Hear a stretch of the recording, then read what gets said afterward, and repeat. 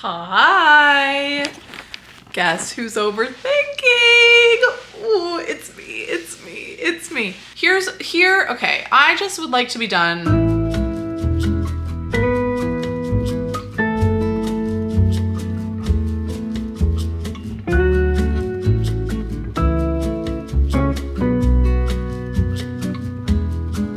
Let me finish my sentence. I would like to be done editing this book, but I literally am not even, I think I am exactly halfway through. Not even. And I think this impatience, it really comes and goes. It really does, because I think as writers, and I think specifically as writers who maybe are pursuing some sort of publication, we hold like these two things in our hands. One of them is the book itself, and one of them is the dream, right? And eventually, let's put them together, right? But in this hand, I want this book to be so freaking good. And I know it's gonna take a long time to get there. And it already has taken a long time. This morning I was watching a vlog, of me writing this book 8 months ago when I finished draft 2. I've been writing this book for so darn long. And in that video 8 months ago, I'm saying things like, oh, it just is like really clicking together. Like, oh, I just feel like getting so close. Girl, that was 8 months ago. You've been working on this for 8 months. Anyway, in this hand, I'm like, I know I am getting closer. I know I am. And also, I want this book to be so good. Like, I think about everything, and I don't lie to myself about things being wrong, because maybe this is just me, but I think in past projects I have ignored small problems or small pacing issues because I didn't know how to solve them, or I didn't want to do the massive work that is solving them. And so I end up with like a good book, but there's things that could be better with it, right? Right, so I'm holding that in one hand that I want this book to be so good, and then I'm holding the dream in the other hand. And this is where the impatience comes, because the dream is getting the agent, getting the book deal. Most of the time I'm either focused on the book or the dream. And I think when I get so focused on the dream and start to think about that kind of stuff, it makes me really, really, really impatient. It tends to start to sway my mind a little bit of like, it's good enough. It's good enough, you know? Because I want this dream to happen faster than the book is ready. But no.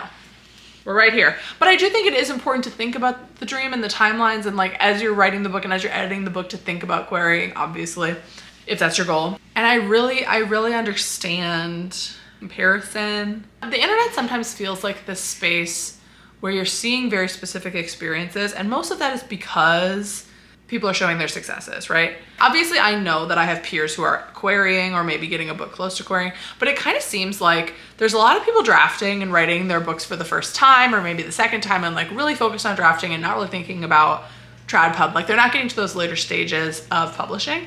And then there's a lot of people who are maybe self-published, or they are self-publishing really actively, talking about how great that is. And then recently, this is such an amazing thing, by the way, there's a lot of traditional published people in this space who have like recently gotten book deals and recently signed with people. This is not to take away from any of those people, but sometimes it feels like I'm in this spot where I'm very public about talking about this, querying all the time. And it kind of feels like I'm like falling behind or failing or something, which I know objectively is not the case. That's why I feel drawn to talk about this kind of thing on my channel a lot. I feel like maybe sometimes people get annoyed of like, why does she keep talking about how she's so impatient? Why does she keep talking about all of this stuff with querying and this mindset stuff? I think it's easy to watch people and see success. This is not a criticism or a judgment, but I think sometimes I hear that with self-publishing, you have so much more control, and you have so much more control over the timeline, and that it's like, why wouldn't you just self-publish, you know? And I understand that mindset for a lot of people because that's their goal. They just want to get a book out there, right? I don't even really know what I'm quite trying to say, because querying is very disheartening, and I understand the argument of like, why would you go through so much waiting and heartache, ghosting, and trying to formulate your book into this marketable pitch? Like, why would you do that if you could just self-publish it? Like, why would you do that if you can still get the book out in the same way? And I'm specifically talking to people really wanting to traditionally publish, and they have thought about both of the options, because maybe you actually do just want to self-publish. Like, that's fine too.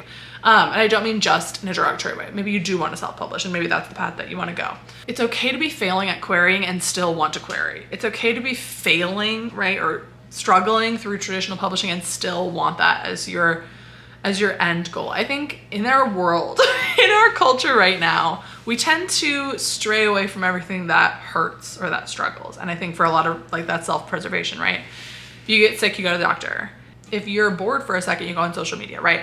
And we're in this moment of time. If it's taking a long time, or if it's hard, or if it's painful, then you should go the other direction. And I think for some people that's the right choice. I just feel like there is value in going through it. Even like the impatience, you guys, is crazy. Like, I'm so impatient. I just want everything to happen right now.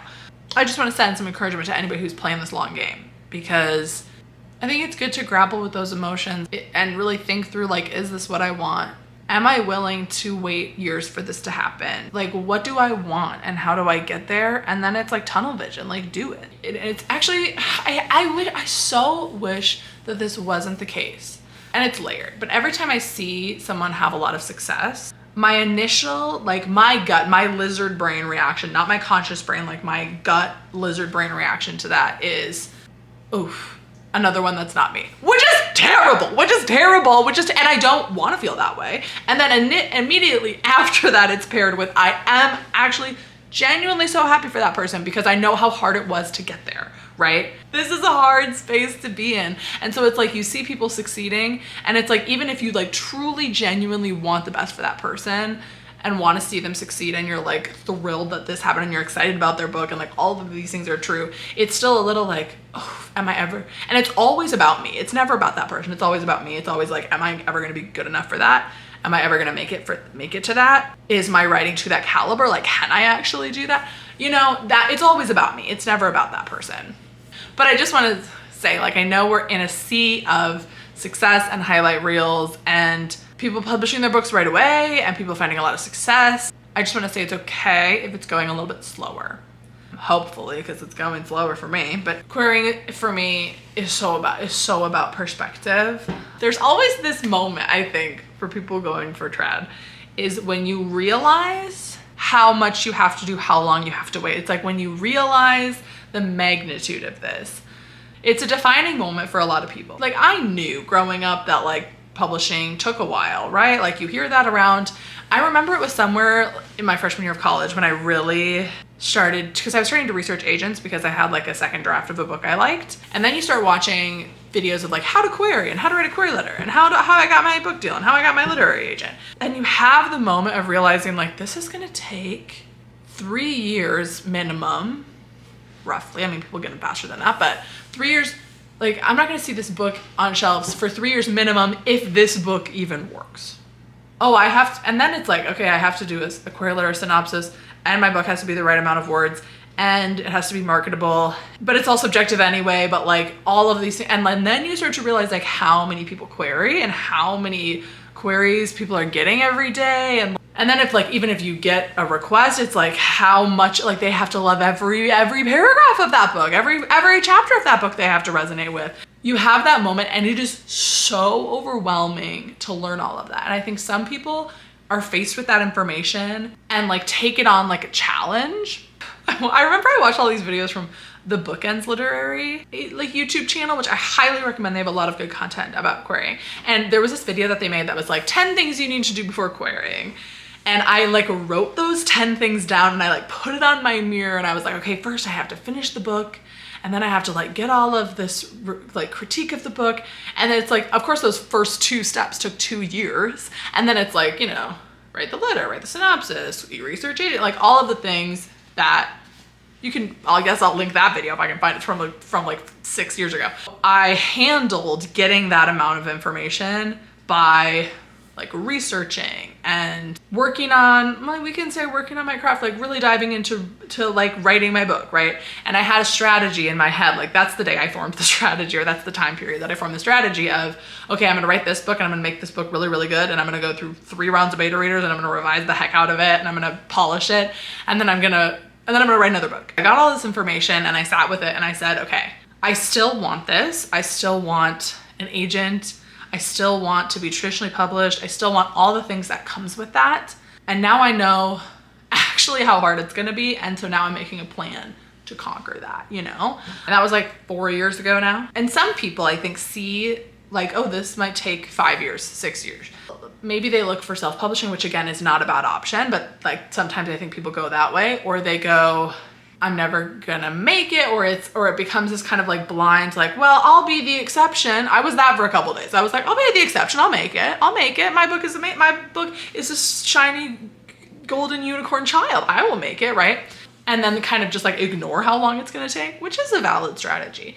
But now it's like, if I would have known that 4 years from now I still would not have had an agent, I think I would have been probably in that second category. Oh boy, blinder, I don't want to think about that. And I still, to this day, I'm like, man, if it's like 2030 and I'm still in the query trenches, like that's gonna be rough. But I also do know, and I would like to say to that past version of myself who's just starting querying and is just overwhelmed and freaked out by that amount of information, that like the dream that you hold in this hand, it never goes away. Like I always want that. I always am hoping for that. I'm always refreshing my email hoping for that. But it won't consume every waking moment of your life, hopefully. And if it does, start writing another book. I would tell her that, you know, you will grow so much as a writer that you'll look back at this book that you're holding in your hands and thinking is this like the golden unicorn child. Like you will think that that book is like meh. And there will be so many accomplishments, personal victories along that path of querying that 4 years, like, yes, it's a long time. I guess I didn't start querying 4 years ago, but it took 2 years for my book to be query ready after that, you know.